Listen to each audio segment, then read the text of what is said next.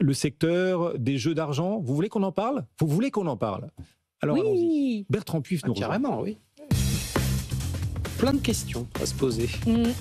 Et plein de réponses.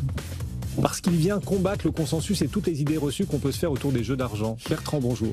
Bonjour. Gérant pour Fidelity. Le secteur des jeux d'argent, on peut y investir en bourse, mais beaucoup disent c'est ininvestissable, faut pas y aller. C'est ce que beaucoup disent, pas vous, vous dites bullshit.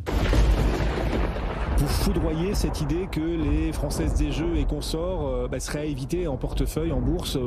Leurs perfs sont pas top, pas toujours top en tout cas, Bertrand. Alors c'est vrai que la Française des Jeux, depuis le début de l'année, manque d'une performance qui est plutôt étale, proche de zéro.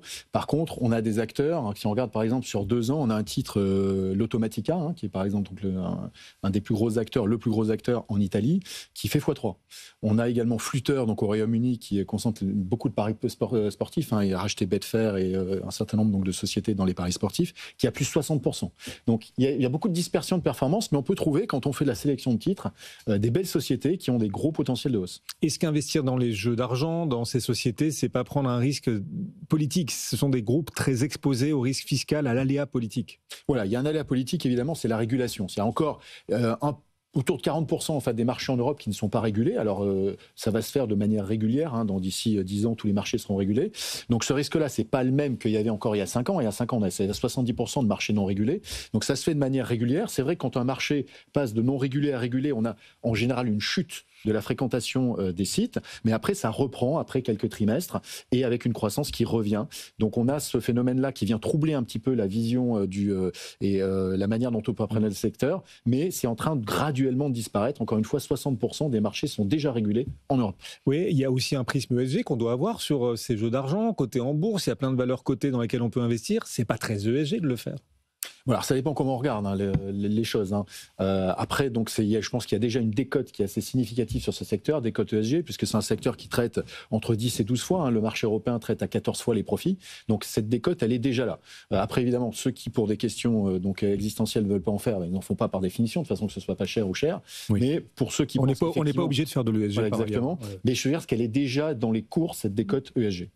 Bertrand, vous avez déconstruit tous les reproches liés aux jeux d'argent et à cette thématique-là, mais quels sont les points forts, justement, qui peuvent nous inciter à investir là-dessus? Voilà, alors on a aujourd'hui, en fait, un certain nombre donc, d'acteurs qui sont en train de se développer sur, par exemple, les casinos en ligne. Les casinos en ligne, aujourd'hui, aux États-Unis, c'est une croissance à 2 chiffres. C'est-à-dire que les gens, plutôt que de se déplacer dans les casinos, vont du casino en ligne où, en fait, vous avez un casino qui est filmé dans un studio et, en fait, vous avez le croupier et autour de la table, vous n'avez que des joueurs virtuels qui sont chez eux.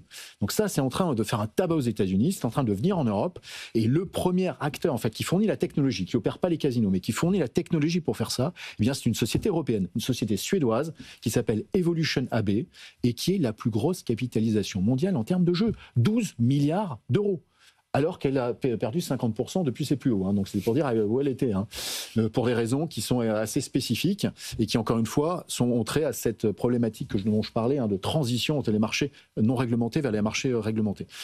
Mais c'est une société qui est à 50% de part de marché, qui a une croissance de 15% de ses profits par an et qui vaut entre 10 et 12 fois les profits en bourse. Voilà. Donc, ce qui est fabuleux, c'est que c'est un petit peu comme le secteur des titres de paiement, que ce soit les Edenred, les Pluxee. Il y a quelques mois, on disait, mais il y a trop de risques, on ne peut plus investir sur ce secteur-là. Et puis d'un coup, il y a une forme de renaissance. À part cette société dont vous parliez, vous avez d'autres chouchous dans le domaine? Alors, on peut regarder un peu FDJ, parce que FDJ, c'est vrai, donc, a rien fait depuis 2 ans. On a un taux de dividende qui est quand même assez sécurisé par un bilan qui est solide, de l'ordre de 8%, même un peu plus de 8% à l'heure où on parle. Là, et c'est vrai que le risque politique... Dividende aristocrate. Le risque politique est déjà assez intégré, puisque le titre a mal performé sur les craintes qu'il y ait une taxe spécifique. On n'a pas vu, chant du bois pour eux en tout cas, on n'a pas vu encore de taxes spécifiques sur FDJ United. Et c'est vrai qu'ils ont fait quand même pas mal d'acquisitions ces dernières années, qu'ils sont en train d'intégrer, ça devrait amener de la croissance. Ce secteur des jeux en ligne ou pas en ligne, est-ce qu'il est sensible au cycle? Est-ce qu'à la limite, quand les cycles se dégradent, quand on arrive en phase de récession, de ralentissement économique, les gens jouent encore plus? Enfin bref, quel rapport? Est-ce que c'est cyclique?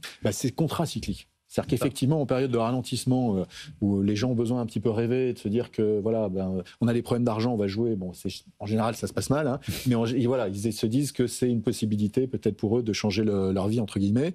Donc c'est vrai qu'on a cet aspect contracyclique. Alors il n'y a pas une énorme différence entre, c'est vrai, les volumes de trafic qu'on a en top de cycle et en bas de cycle. Il n'y a D'accord. pas une énorme différence. Mais quand même, on voit qu'il y a quand même plus de trafic en bas de cycle économique. Et vous voyez les différents acteurs dont vous venez de nous parler finir par se rapprocher davantage ou pas, un mouvement de concentration à venir?